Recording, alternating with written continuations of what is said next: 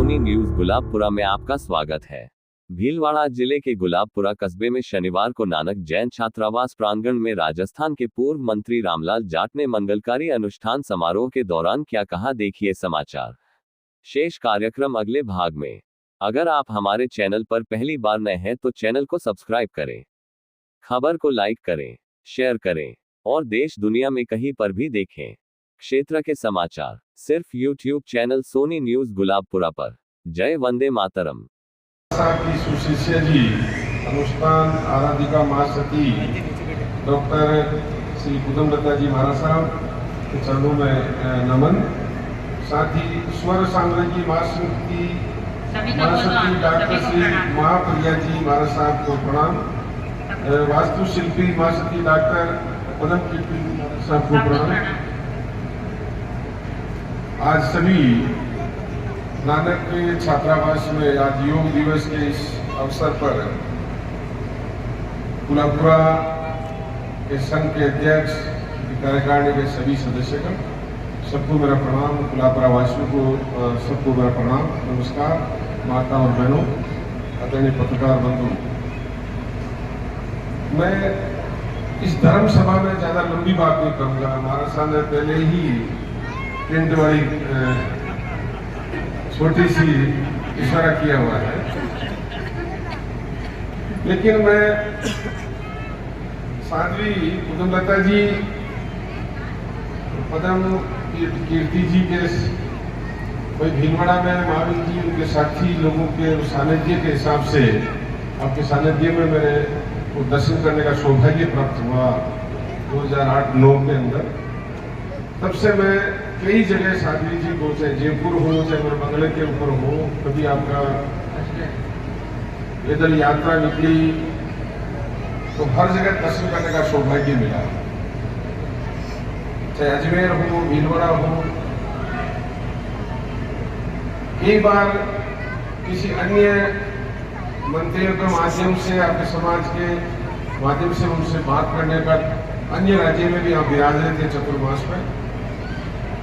मैं आज आपके बीच में ये चीज इसलिए बताना चाह रहा हूँ कि मैं राजनीति में कई संत महात्माओं के सामने मिलते हैं, धर्म सभाओं में जाते हैं, लेकिन जो इनका कैलकुलेशन है, जो पिटिशन है, वो चरितार्थ है। या तो मैंने रूपमुनि जी महाराज का देखा, उससे पंडित कुदमदत्ता जी महाराज का देखा। तब से ही मैं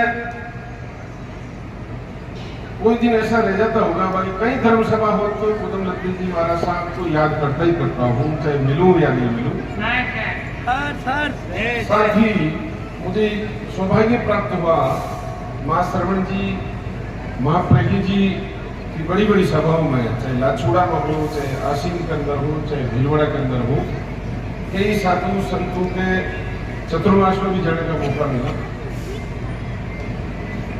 मुझे याद है एक छोटी सी घटना, जब पंजाब के गवर्नर थे माननीय वीपी सिंह साहब, वो चीफ गेस्ट थे मां प्रज्ञ जी के, मां श्रवण जी के भीलवाड़ा चतुर्मास में। मेरी अध्यक्षता थी, तो उन्होंने बहुत अच्छी बात की। वो बात कुदमदत्ता जी हर जगह उस चीज को अपने स्पीच में आई जाती है, वो बातें। जैन धर्म तो महावीर स्वामी जी जियो और जीने दो के मूल मंत्र पर चलता है। उस बात को राष्ट्रपिता महात्मा गांधी जी ने बखूबी पूरे देश ही नहीं, दुनिया के अंदर शांति व्यवस्था कायम करने में जैन समाज के मूल मंत्र से ही कायम कर पाए। इसका परिणाम है आज 47 देशों में हम हमारे माँ बाप या दादा परदादा को भूल जाते हैं, लेकिन जिस आदमी की 47 देशों में मूर्तियां लगी हुई है, वो इस जैन धर्म के मूल मंत्र के हिसाब से लगी। जहां तक मैं समझ पा रहा हूँ, मेरे हिसाब से एक बहुत ही अच्छा मूल मंत्र। मुझे साध्वी जी से ही कई बार सुनने को मिलता मौका कि छुआछूत मिटाने के लिए, झूठ को हटाने के लिए सत्य बोले, और हिंसा के खिलाफ अहिंसा का मूल मंत्र आपके समाज के द्वारा यार पूरे विश्व में शांति कायम करने में काम आ रहा है। एक बहुत बड़ा समुदाय आप जैसे मां संतों की वजह से, मां साधुओं की वजह से जगह जगह प्रचार प्रसार होगा, एक प्रेरणा मिल रही है। इसी की वजह से शांति कायम होने में बहुत बड़ा योगदान जैन समुदाय का हो रहा है। मैं ईश्वर से कामना करता हूँ कि इसकी लंबी उम्र हो, स्वास्थ्य सही रहे। ऐसी शादियाँ हमेशा विचारों में तो है ही, लेकिन स्वास्थ्य से भी सही रहे और जिंदा रहे, ताकि ऐसे विचार शांति कायम करने का देश दुनिया जिस हालात से गुजर रही है उसमें मूल मंत्र जेल मंत्र ही शांति स्थापित कर सकता है, ऐसा नहीं। समय समय अलग अलग शताब्दी में अलग अलग महापुरुष पैदा हुए, उनके वही प्रवचन थे जो आज साध्वी जी के श्रीमुख से यहाँ हमें सुनने को मिल रहा है। तो मां शरण जी ने उस समय एक बात कही थी पी सिंह साहब की मौजूदगी में, तो धर्म सभा में कि हम लोग तो धर्म का प्रचार करने के लिए शांति व्यवस्था कायम हो, उसके लिए जगह जगह पैदल यात्रा भी निकालते हैं, प्रवचन भी देते हैं, लेकिन राजनेता साधु संतों से भी कई गुना आगे अगर वो राजनीति को धर्म नीति से करता है तो,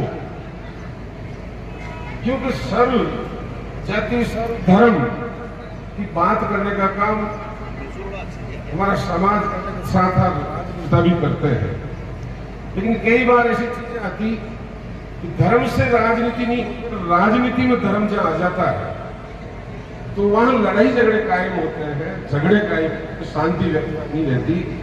ऐसा उस समय मां शरण जी ने प्रवचन में एक चीज कही, तो उसके बाद से ही और कुदम लग के महाराज साहब साध्वी जी के प्रवचनों को सुनकर ही मैं हर जगह उस चीज को कहता हूं।